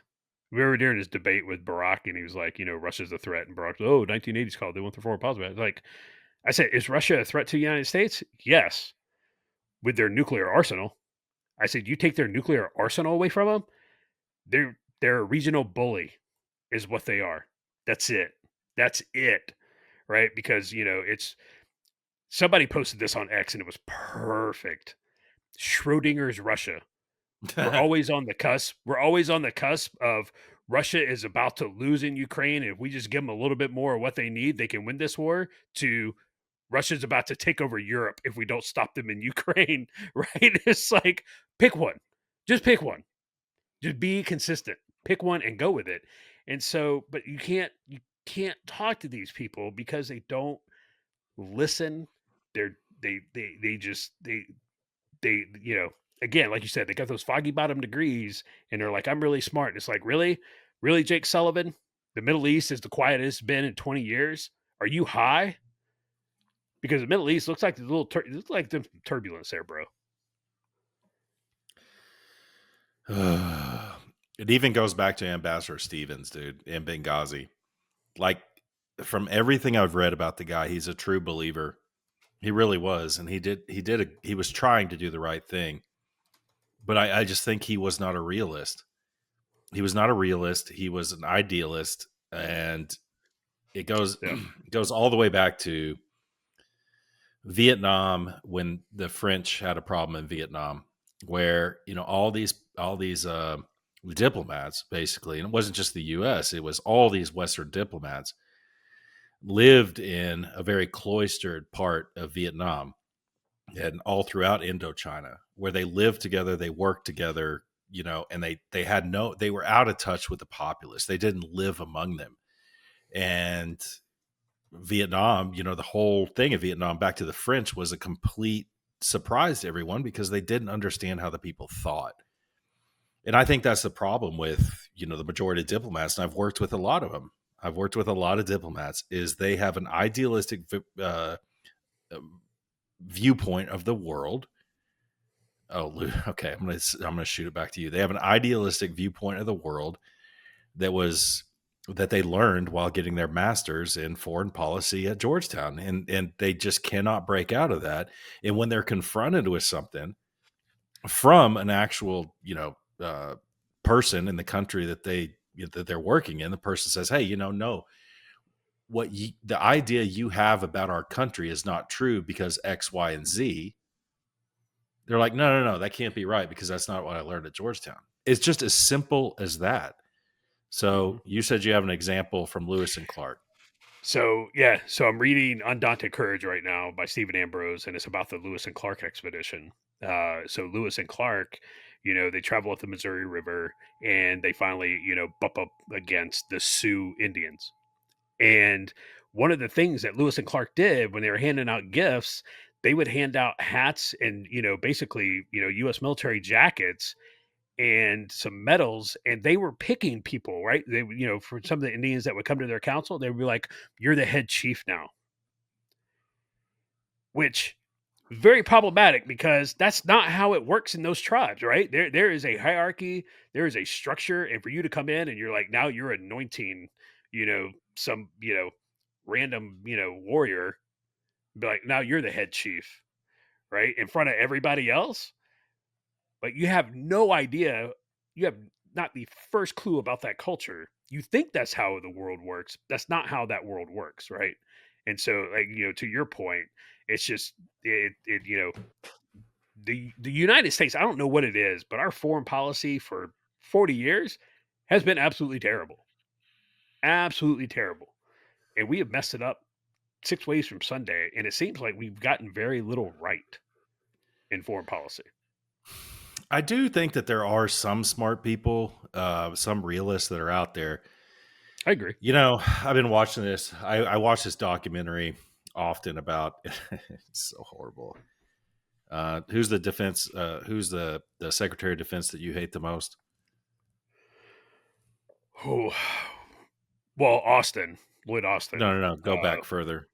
Rumsfeld, Go back McNamara. further. McNamara. So I watched this show about McNamara. Have you watched it? I haven't McNamara's. watched it yet. I remember you telling me to watch it, and it would change It's my really perspective. good. Well, he's still. It'll change your perspective slightly. But a portion of that he talks about the Cuban Missile Crisis because he was the SecDef during that Cuban Missile Crisis. Yep. And one night, uh, well, overnight, they got two cables, two teletypes from the Russians in Moscow. Two, supposedly coming, both of them coming from Khrushchev. They were two totally different messages. One was like, if you attack, we're going to annihilate, we're going to launch our nukes, all this stuff. The other one was like, hey, maybe we should back off. So they got these two when they show up in the morning at 8, they've got these two totally different messages from Moscow. And there was one guy in the room who had actually was the chief of mission in Moscow, and he actually knew Khrushchev. He knew Khrushchev personally. Khrushchev and his wife had invited them over to dinner. He knew him personally. So Kennedy and everybody else wanted to take the hardline message. And this one guy in the room who had worked there, and there's actual audio of this. This one guy is like, hey, Mr. President, I think you're wrong on this. This guy had the courage sitting in a council meeting to be like, no, Mr. President, I think you're wrong. You need to you need to respond because they had a choice. They could respond to one message or the other. Sure. He said, you need to respond to the softer message. You need to take that road because I know him. I think he was drunk when he sent this one. He sobered up and then he sent the second one. So it's like there are some people out there with a perspective, but I think they're few and far between. I Yeah. really, really do. That Lewis and Clark example is awesome. Oh, you're the chief now. Oh no. Yeah, it's No, like, no, no, dude, no. bro, what are you doing? So that's so that reminds me, the of the Cuban Missile Crisis. That reminds me, you remember in the Hunt for Red October when they're all in the room, Yes. and they're like, we should know it's a damn thing that made the start of war. We should find it, blow it up, sink it, blah blah blah. And uh, you know, Baldwin's like, hold up, it's like, no, no, no, no. I've met him, like I know him, I've read about him, I've studied him. Like, no, this guy wants it effect. And he was like, he's Lithuanian by birth, it's the anniversary of his wife's death. Like the guy actually knew him right outside. It was just, what was he? He was just like some random analyst, sitting in the bowels of, the Pentagon. But it was like, no, that's the guy you need to listen to. Yep. Yeah, yeah, that's We were talking perfect. we were talking about that the other night on the text group. We're like, Alec Baldwin, what a piece of freaking garbage. Yet at the same time, it's like, man, some of the characters he plays, like Jack Ryan, he was in Glengarry Glen Ross. It's like you can't argue Yeah, with the guy's acting ability. It's like I'm mature enough now to separate the two. yeah, This is this guy's persona as a his political beliefs, and this is his acting ability, which maybe we didn't talk about that in the messages. I think it was a face-to-face conversation in Maryland between a few of us. But and I haven't forgot about the tism. I do want to talk about the tism, but I think that maybe some of these Hollywood stars, in particular George Clooney, I think that dude might have learned a little bit of a lesson in the last election cycle. yeah, Remember, he hosted that big thing. It was supposed to be the big fundraiser, and that's the one. Yeah, I think it was before the debate. It was before the debate yeah, when Barack Obama had to like physically move Joe Biden off the stage before. Yeah, it was before the debate, obviously, because Kamala wasn't the candidate yet. And yeah, from what I read online, I mean, George Clooney was freaking pissed. He was like, "You really had me bring all these people together and give all this money for this? What were you thinking?" yeah. So maybe some of these Hollywood types, and I know it's hoping against hope that they will back the F off their analysis and everything because they do not live in the real world. And just like, hey, why don't you live in your bubble and be an actor? That's your job. Act. Yeah. And I've learned to be able to, it's the same thing, separate the actor, from their political views because, I loved it. I love Robert De Niro as an actor. Like he is a phenomenal actor. he is a complete ass clown when it comes to, his political views. He just is. It's ridiculous. And, you could there's so many other, actors you could throw out there. Tom Hanks, being another one, phenomenal actor, just just a real piece, of garbage when it comes to, his political views. And, at the end of the day, Ricky Gervais, he annihilated all of them, at their own little, their self-flagellation, um, event. Uh, and it was awesome because it's like, man, you don't know about the real world. And, it's kind of like, talking about DC. Even during the 2008 2009 recession, people in DC were like, "Oh, what do you mean? Like, this is not that bad." It's like, because you live in DC, like, DC is recession proof because everything in DC is like, of course it's going to get funded, right? Because the federal government has to keep going, so you don't see what's going on, in Tupelo, Mississippi, right, where the real people live in the country. And so it's been visualized in movies all the time, right? The Hunger Games. You have the Capitol where, everybody lives and there's parties and it's all fine and dandy, and then you have, District 12, uh, where all the, the coal mines of, the mountains. And so it's been depicted and it's true. And I don't think it'll ever, it's never going to change. I think you do have some actors in Hollywood who get it. Clint Eastwood was one of them, or is one of them. But at the end Gary of the day, Sinise. Gary Sinise gets it. I think there's a couple others, that got up there, and even, they might not get up there and be like, I'm an ardent, Trump supporter, but just by them getting up there and be like, I'm a Christian, I believe in Jesus Christ, right? And Jesus Christ is, going to help me, like that right there, right? Could you imagine 30 years ago where you'd be like, hey, in 30 years from now, that's going to be an incredibly controversial statement, right? So You're 30 like, years what? ago, do the math for me. It's Maybe 40 2025. years ago. Well, 30 years ago okay. would be 1995. So when Oh wait, Marky Mark and the Funky Bunch, right? When they put out Good Vibrations, and I think that was probably in the mid '90s, early '90s, probably. Remember Marky Mark and the Funky Bunch? Such a good yeah. vibration, That was high school for right? me, so that was early '90s. Okay, so early '90s. If you would have told me in the early '90s that Marky Mark would be the spokesman for the Hallow prayer app, I'd be like, "Yeah, dude, no, no, no, You're like, no." nope, It's- Marky Mark's all over Fox News now, talking about "Let's pray." yeah, You know, yep, hey, I'm all for it. I'm all for it. I think another one is what's his name? The guy in the Marvel movies who plays Star Lord. Whatever. oh, I know you're talking about. Yeah, he's another one who's Wait, he's all big over fan. Hallow too. And I just looked him up today. Chris Pratt. Chris Yeah, Pratt. Yeah, yeah. but it's crazy though because 30, 40 years ago, like it was, people get up there, whatever at the, the Academy Awards and the, the Oscars and be like, I want to thank my, my Lord and Savior Jesus Christ and blah blah. And it's like, bro, you say that now?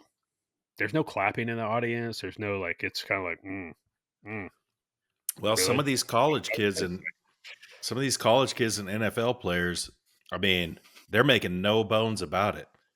Like Yeah. in Who was the the post kicker? game interview. Oh, The Chiefs kicker? Butker. Bucker. Yeah, Some yeah. Yeah, I mean, and these kids, they're getting up there, and it's almost a palpable sense of being uncomfortable when they say that.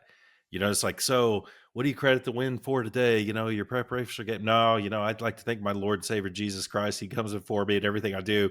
And they don't know what to say. The person interviewing them doesn't know what to say. And it's like, Yeah, that is like a ray of light a little bit, it's all good. yeah, But yeah. And I will say this, with my kids' friends, because I'm usually, like you say, sometimes I'm Doctor Doom and everything is terrible, and and we always generally beat up the younger generations a little bit. And our parents and our grandparents beat us up a little bit too. They're like, I can't believe these kids are so soft these days, uh, you know.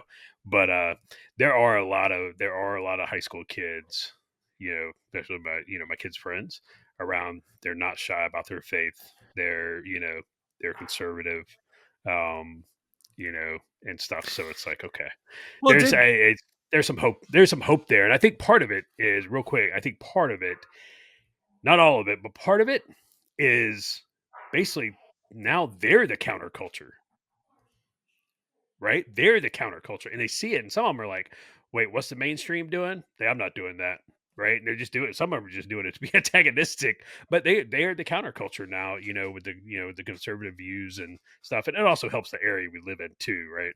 yeah. Um, you know, so Well, I also think that's a real testament to the way you and your wife are raising your kids and the people that they choose to surround themselves with. Because you and I got into a conversation over breakfast in Hawaii, uh, and I was asking some whatever it's breakfast. I was asking some kids at a table whether they were using the chair or not. These were college age kids. Remember that baseball team? oh yeah, yeah, Yeah, yeah, yeah. And these three boys, strapping young lads didn't know how to talk to me. Like they didn't know how to answer my question. Hey, are you guys using this chair? Very simple question. And these kids like completely froze up and like, I mean, and the answer eventually, after I pried it out of them, it was yes, we're waiting for someone. Okay, cool. And I walked off and I came to the table and I'm like, yeah. have you guys noticed kids these days, right? And you said, I thought you were being combative or whatever, early in the morning. You're like, no, no, I haven't noticed it really because, and you said my daughter's friends, when they come over, they're able to have a conversation. And I, I think again, I'm going to go back and say that's a testament to them surrounding themselves with people who can actually talk. But by the same token, I'd be like, what I've seen, the kids that age is they can't talk. They don't know how to carry on a conversation. What I'm saying is I think that your kids and their friends are the exception rather than the rule. And I'll just based on my Possibly, interactions.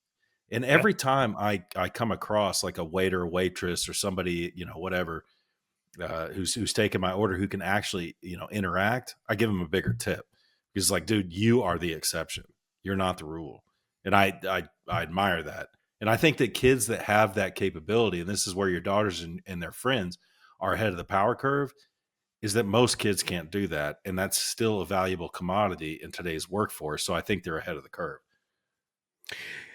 Yeah, no, I agree. It's definitely, it's definitely a valuable commodity, and just being able to interact, not only with, people your own age, but being able to interact with adults is important because, Yes. I was very young when my parents, it was always my mom. My dad never went to the grocery store. It was my mom, and it was like, all right, hey, I'm gonna go park. I'm gonna drop you off at the front. You're gonna go in and get the milk and bread or whatever it is. Here's $20. I'll be right here. Right. And it was like you had to go in, you had to get it, you had to go, you had to converse with the cashier, you had to, converse with the bagger and then, you back out the door. But it was, I was fairly young when it was like, no, you're gonna go do that. Here's $10, go to the gas station, get a gallon of milk. And that was what it is. And, at the time it was like whatever.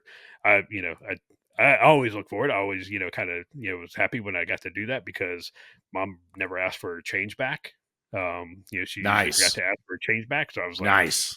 yeah, right. And so I got some, I got a little walking around money. And as my grandma used to call it. And, you know, but I never like I was never fearful of interacting with adults as a kid or as a teenager.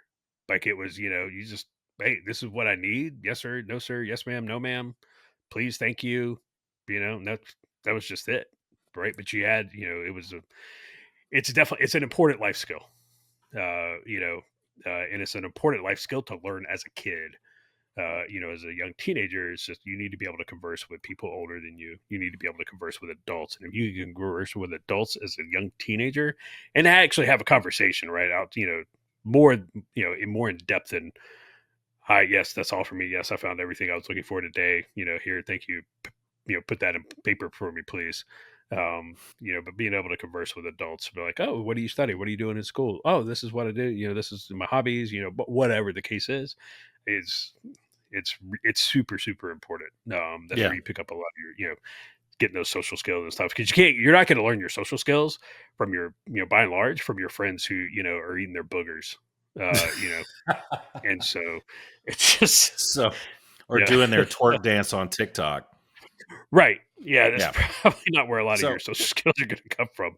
so speaking of conversing with adults or any other human being, and I don't want to make light of this too much, but Josh, do you have anyone in your life close to you? Because I do. I have some married into family, whatever. It doesn't matter. Do you have anyone in your life who is on the spectrum, has autism?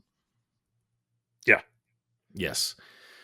So we know it's a special breed of people, right? And they have a tough time interacting with others, tougher time than normal. It's just harder to connect, almost impossible to really connect um, with someone who's on the spectrum, especially who has high functioning autism or lower functioning on the spectrum. It's tough, right?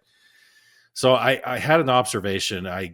For those of you listening, maybe you have kids, maybe family members who are on the spectrum. This isn't meant to denigrate or anything. It's just an observation I made.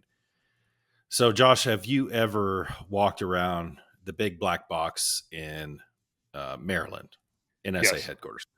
Would you say back when you walked around there that there are probably people on the spectrum in there? Probably 90% of the people in there. There's a lot, right? Especially some of the people who are involved in the science of cryptography and things like that. And there's a reason, it goes all the way back to, the movie Rain Man, right? Yep. Where Raymond, the brother, with the toothpicks fall out, 72, 72, 72, whatever. There are certain gifts that people with autism are bestowed with that the rest of us don't have, and sometimes that's mathematics, sometimes it's physics, whatever. I've seen it. They just have certain gifts. So you had a high percentage of people for years working at the NSA in very sensitive jobs, breaking codes, doing advanced string theory and stuff like that. Very high percentage of people with autism, right? Would we agree on that? Yeah. 100%. Yes. Okay. So we agree on that.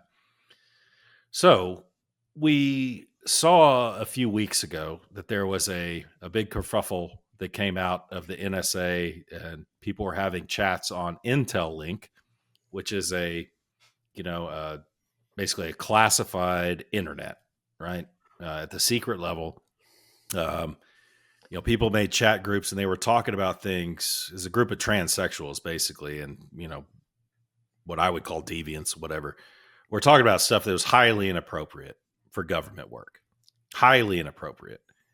And I think it was a group of like 75 people or something. I mean, saying some pretty heinous stuff on Intel Link on a government system. You just Yeah. don't do that on a government system. It's very clearly spelled out. Not only does it have to stay within work parameters, it also has to stay within professionalism parameters, and this violated both. So a lot of those people were fired. So where are you going with this, Luke? I am saying that based on the studies I've seen, a very high percentage of transsexuals are also on the spectrum, on the autism spectrum. So I'm saying that, I almost made a post on this, but I don't have time to type all this stuff out with the studies. But I'm saying that this is really not much of a surprise. It's like you have a high population of folks on the spectrum with autism. You have a certain population, transsexual, identify as whatever they identify as, who actually they're on the spectrum too. It's no surprise that they would all be in the same place within the NSA. That's all I'm saying. It's just like that's Hmm. my extrapolation of kind of what's going on. What do you think about Huh. that? I didn't think, well, so, from the couple times that I've walked the halls of the big black cube, I would say 90% of the people that I interacted with, it was very, very apparent. Um, they So have a tell touch tell of tell autism. them tell them about wall walkers. Ball walkers are great, right? So it's it's wild when you see it, right? And so you have these people, and again, these people are, I mean, their IQs are off the charts, but they have, it's like, it's like Mama and the Water Boy, telling Bobby Boucher, be like, you don't have what they call the social skills, and so like these people literally walk down the hall, and they will have their fingers out, and they will walk as they're walking, they will have their fingers running down the side of the wall, and they are kind of generally looking down a little bit, um and but they have to be touching the wall. They won't walk in the middle of they won't walk in the middle of the big hallways. They're literally walking down the side of the hall, and they're running their fingers down the side of the wall, and it's like it is the most bizarre thing when you're standing there and you see multiple people doing it. But again, like, I mean, these people could sit here and tell you, be like, no, this is how nuclear fusion works. This is how you split an atom. Here's the science behind it. You're down to the molecular level, like, right? And it's like, dude, I need shapes and colors, to really do anything. And so those are the wall walkers, at the nerdery, uh, and but it's interesting you bring that. So I was in Georgia a couple weeks ago, with one of our listeners, well, a couple of our listeners, a listener named John. John and I got to talking about this very thing, right? Because my theory is, Oh, really wait, not theory. John the liberal, John the communist. No, not John the communist. He's from Shout out to California, but John. he's not a communist.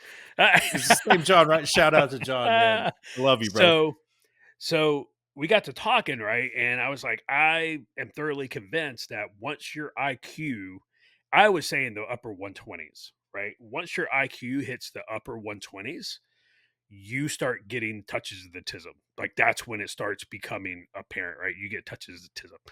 And so John's like, well, my IQ is like 130, 131 or whatever it was. And I was like, well, I rest my case, right? Just messing with him. And so John does not have autism. But I was like, that's when you start seeing, especially Asperger's, right? Once you start getting those high IQ levels, that's when the Asperger's really starts to reveal itself.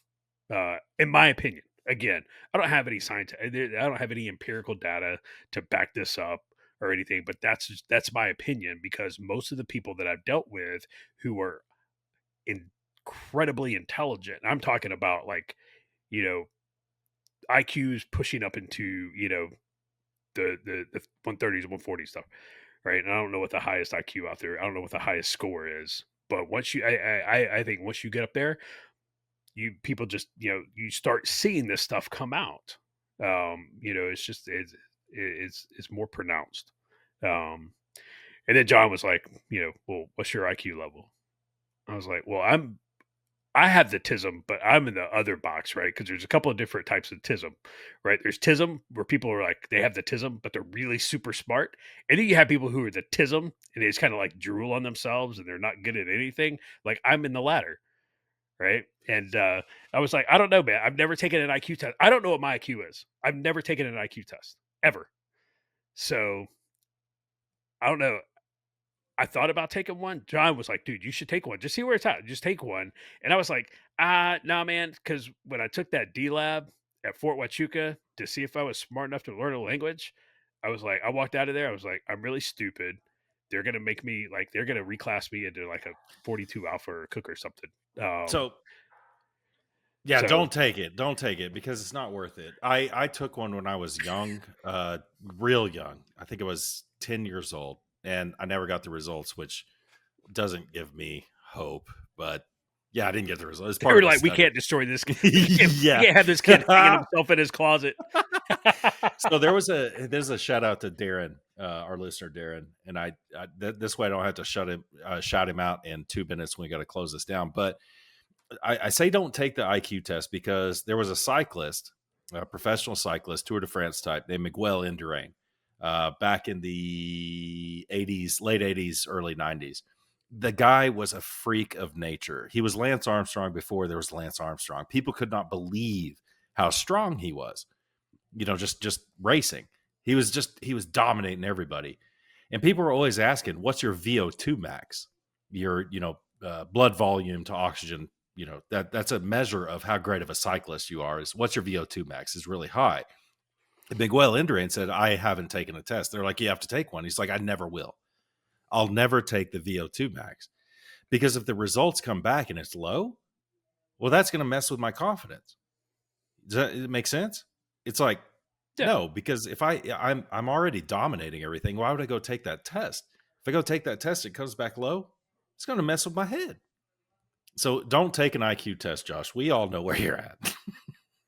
No, but see, that's fine because it wouldn't mess with my head because I know where I'm at, right?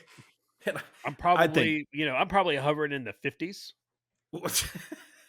well, you're higher than a Somali. I am, dude. I am higher than Somali. I know that for a fact because I know Well, my shapes and colors. I'm going to. I don't know how many shout outs I'm going to give, but I think I talked about Scott, Darren, gave John one. I'm surprised John listens. John is the best. I think he says all this liberal stuff just to mess with us, but I think there's a touch of the liberal in him too. But I love it. I love it. I need that. Uh, yeah, it's you know I don't know.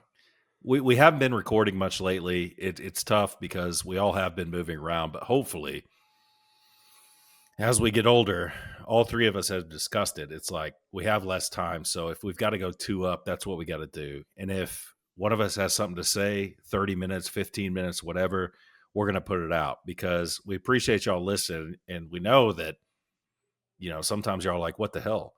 Why haven't y'all put anything out? And, I don't know. I don't know about Josh and Roger, but I kind of feel bad about that. So we're going to try. We're going to endeavor to persevere. But I'm going to leave it to you to close it out, Josh. We appreciate y'all listening. And real quick, that $250 total wine and more. I'm going to put Darren on the spot at the Vault in Amarillo, Texas. Culper's Canteen Cup is about to get its own little locker. I love So it. I'm going to have some good stuff in there. Josh is going to come visit. Roger's going to come visit. Our listener Jim's going to come visit, and appreciate Darren hooking us up with that. So kick it to you to close us out, Josh. We're gonna have Boone's Farm in it, Darren.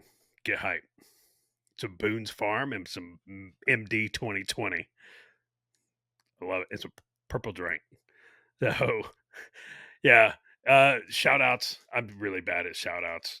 All the usual suspects. A couple folks. I do have to say Joe, down in Florida, man, brother. I know I hit you up for your address a while back. I have something for you. I've not gotten in the mail yet. I've been terrible. I've been traveling, working. I've been on my ass, right? So no excuses. I am getting that out in the mail to you this week. I hope you like it. So other than that, man, that's a wrap. Everybody have a happy St. Patty's Day.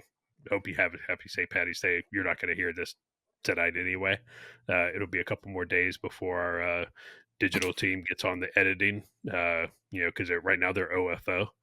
Um, so, but it'll be a couple days after you hear this. But we appreciate you listening. We appreciate your time.